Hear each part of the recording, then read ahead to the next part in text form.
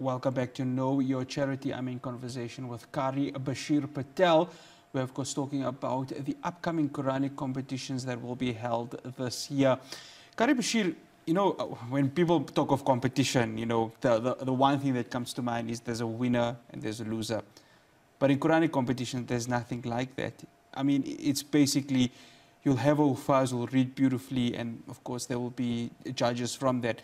But those who walk away not winning, you know, how important is it for them to go back and enhance their skills in reading, and of course enhance their ability to continue memorizing the Quran and just, you know, getting it perfect to the way they would like it to be?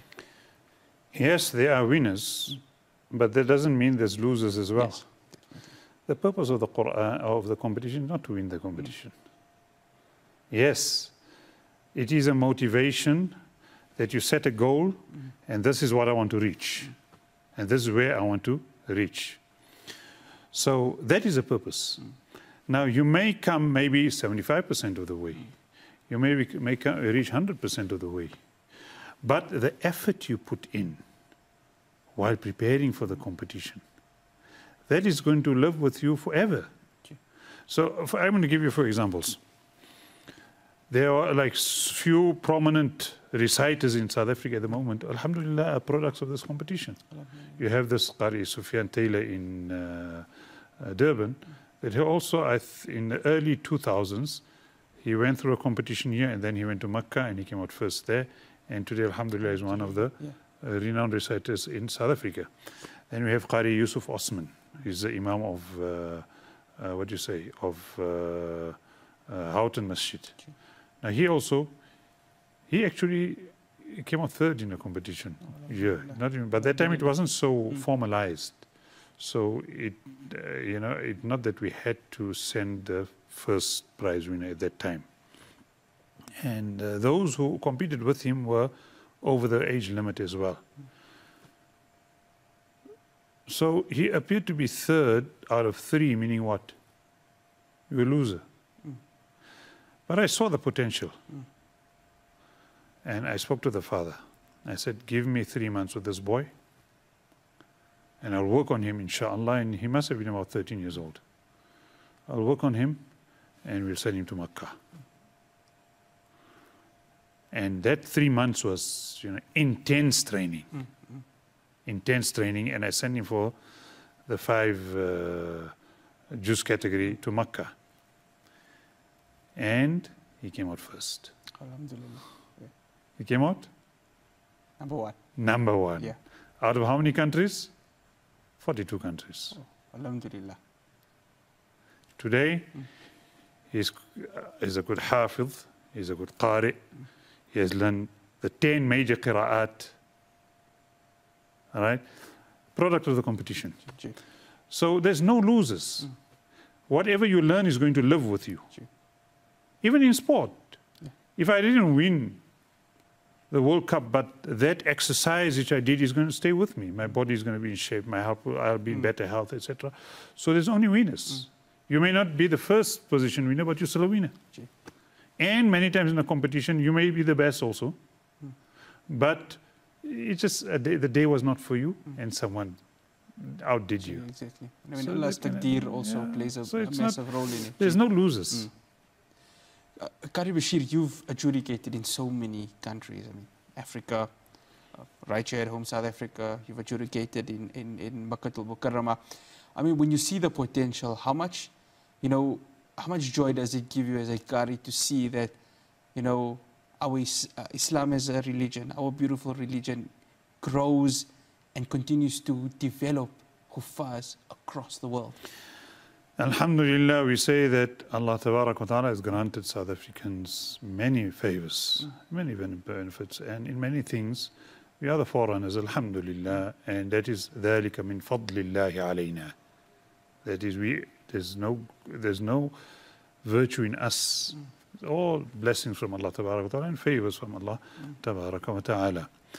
And we say, Alhamdulillah, for us, especially because of this competition, we see how much more effort people put in the Quran. There was a time when to read Taraweeh, a Hafiz can only manage 2 rakats or 4 rakats, and that he can only prepare for that. But today, because of programs such as these, you see that students try to excel.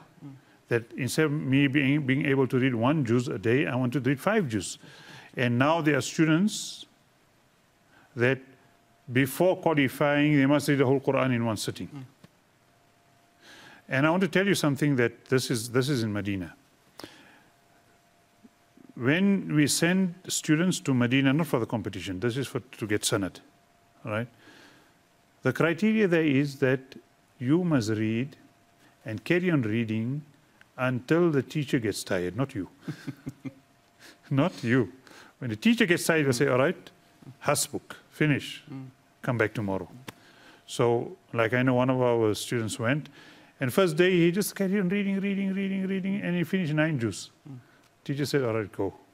Came back next day, carried on reading, 6 juz. Teacher said, go. Then he came back the third day, read 3 juz, teacher said, go.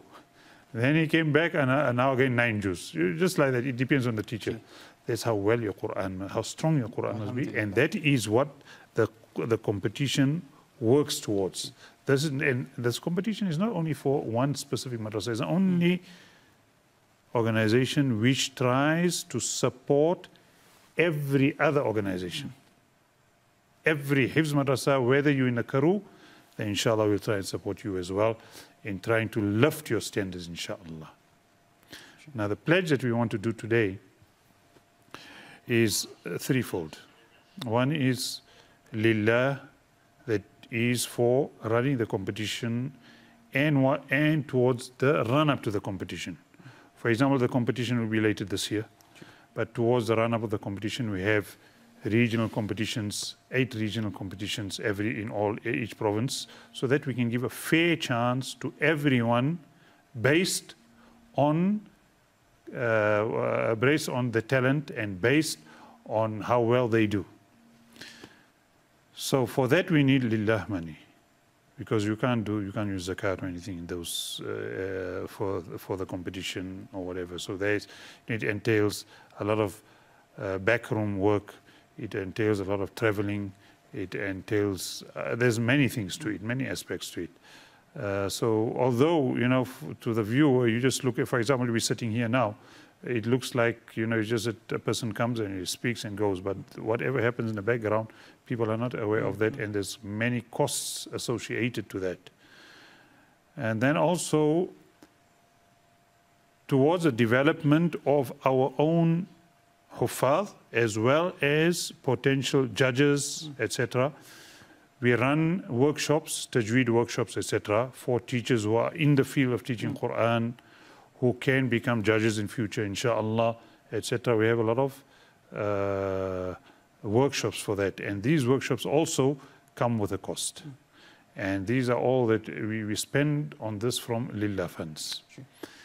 And then we have initiated something else also, that there are many teachers of Quran who can't make ends meet.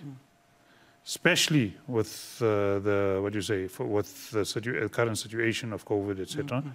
So we try we don't have much as far as that is concerned, but the very little that we have as far as zakat is concerned, then we assist them in trying to assert, to a small extent, trying to elevate the predicament that they find themselves in. There are many people who are serving the Quran and can't afford petrol in the car. There are many that come to our competitions and they can't fill petrol. We have to fill petrol for them. All right, that is from Lillah funds that we do it. But now some of them, their own children's fees are in arrears. They're going to school. So we assist them because they are serving the Quran. So although it's not related directly to us, but because they Ahlul Quran, they serve the Quran, so we try to look after them in their personal capacity as well, inshallah. Qari Bashir Patel, we'd like to say Jazakallah to you for praising us with your presence, and we make dua to Allah subhanahu wa ta'ala to grant you the strength and the ability to be part of this organization and to continue your good work in enhancing huffaz and making the life of people much easier. Jazakumullah khairan. I'm just one of many. There are many people who are working a lot more harder than I do in the background. Okay. And Allah reward all of them, inshallah. Include me with them, inshallah. And include all of you together. You're all part of us. No problem. Wassalamu alaikum wa rahmatullahi wa barakatuh. It's Qari Bashir Patel just giving us a brief idea of what's going to be happening later on with regards to the pledge for the upcoming Quran competition that will be happening in Ramadan. From myself, Faraz Patel, and the rest of the team here on Ramadan TV and Know Your Charity, Assalamu alaikum wa rahmatullahi wa barakatuh.